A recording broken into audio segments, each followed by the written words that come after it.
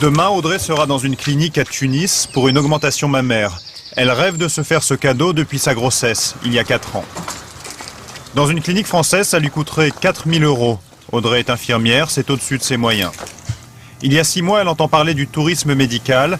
Une agence de voyage organise des séjours tout compris en Tunisie. Vol, hospitalisation, séjour en hôtel de luxe. Là-bas, l'opération coûte moitié moins cher. Audrey réunit toutes ses économies.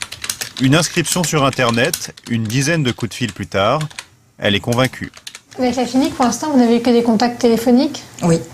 Oui, puis les contacts qu'on peut avoir sur le site où ils présentent la clinique, le bloc, le service d'imagerie médicale. Mais c'est vrai que pour l'instant, j'ai eu aucun contact avec que ce soit l'anesthésiste ou le chirurgien. Donc vous embarquez, vous avez décidé d'aller sur place vous faire opérer sans que personne vous ait ausculté pour l'instant? J'ai eu tout un tas d'examens à préparer avant de partir, puisqu'on ne part pas comme ça non plus. Ils demandent un examen de sang, ils demandent un électrocardiogramme, ils demandent déjà des bases pour pouvoir se rendre compte quand même de la situation. Le site de l'agence détaille toutes les prestations offertes. Pour rassurer les clientes, on propose même les CV des chirurgiens surdiplômés. Ils ont tous été formés en France ou aux États-Unis. Vous n'avez pas peur que ce soit des CV gonflés? Non, je crois qu'ils s'y amuseraient pas. Justement, le tour opérateur avec lequel je pars, ils sont pilotes. Ils n'ont aucun intérêt à faire ça. Ils ont à donner confiance à leurs clients, c'est vrai. Mais prendre le risque de mentir sur un CV, d'abord, c'est grave. Et puis, pour eux, je ne vois pas trop ce que ça pourrait leur apporter, à part des soucis. Audrey est prête à partir. Dans sa valise, des vêtements confortables pour la clinique et des tenues de plage pour les 4 jours de convalescence à l'hôtel.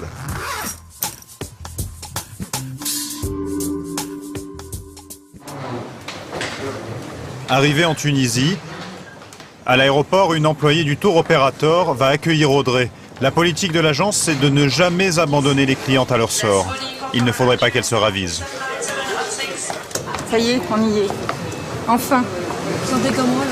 Très bien. Réjoui, épanoui, euphorique même à la limite. Pendant toute la durée du séjour, Amina va s'occuper d'Audrey, la conduire, la rassurer et l'entourer. Ça va, vous avez fait un bon vol? Oui, un peu long, parce qu'il a fallu faire les escales, mais vous attendez l'intervention dès demain matin.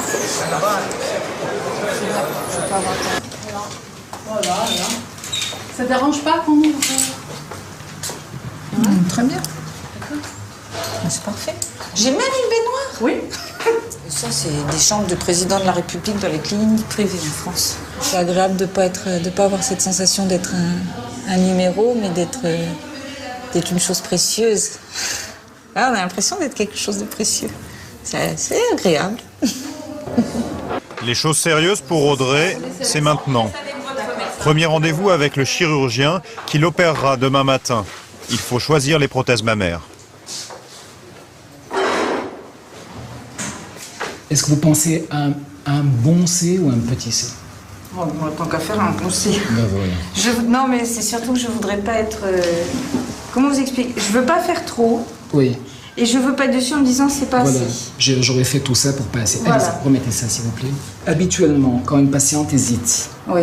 entre 2 prothèses et qu'elle choisit la plus petite, Oui. habituellement, elle le regrette toujours. Voilà. Donc, je vous dis... Je veux pas regretter. Je vous dis ce que j'ai appris au cours de ces années. Les 2 vous plaisent apparemment, mais laquelle vous plaît plus? Plutôt Là, celle-là? c'est un peu trop. D'accord, donc 260 plutôt. 260 plutôt, ouais. D'accord. Ouais. Donc vous, votre rôle se limite vraiment à l'intervention, vous n'agissez pas... Mon rôle, c'est un peu le rôle de garde-fou. C'est évidemment intervenir et suivre dans la période critique qui est évidemment le post-opératoire très très rapproché des premiers jours.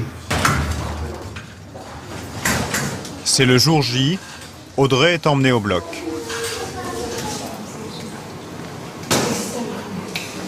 L'opération se fait sous anesthésie générale. Elle dure 1h30. C'est bon, vous avez autre chose?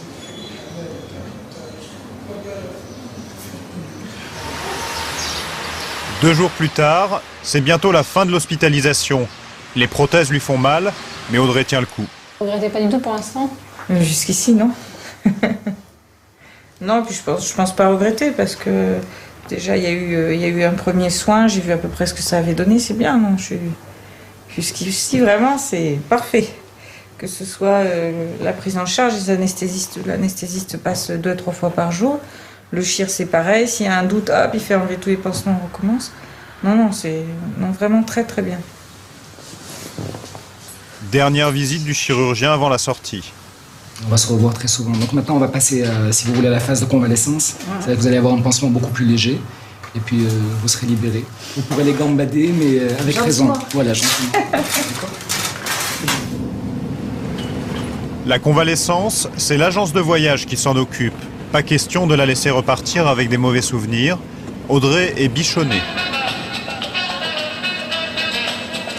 Se mettre là, le temps que je te prépare. Ça te plaît? C'est vraiment somptueux, hein? Chic et tape à l'œil, elle a droit à un surclassement dans un hôtel 5 étoiles. Je suis chez Razat pendant 3 jours. Marketing oblige. Ah, c'est vrai, on se croirait vraiment dans un conte de fées un peu. C'est un conte magique ou... C'est grandiose, c'est...